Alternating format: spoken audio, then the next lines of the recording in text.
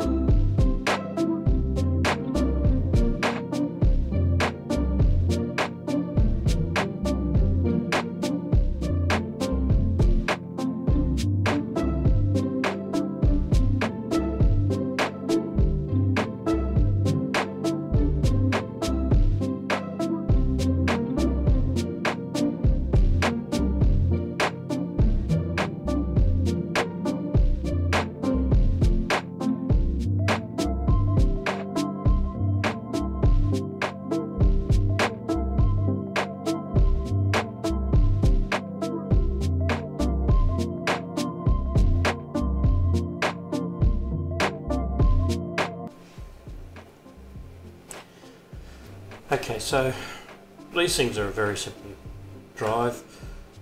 You have your worm, which can be in 1, 2 or 4 start. The most commonly found is a single start. This one here is a single start. And then you have your worm gear.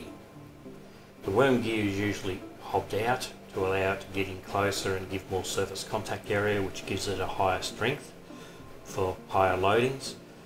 The torque output is the ratio between the input torque and the output torque. The speed reduction is the number of teeth to 1. So in this case a 30 gear tooth or 30 tooth gear will give us a 30 to 1 reduction.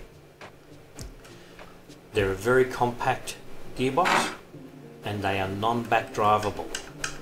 That is, the load attached to this, you can use it to sort of suspend a load. I wouldn't stand under one of these, and when you rotate it you can lift your load up.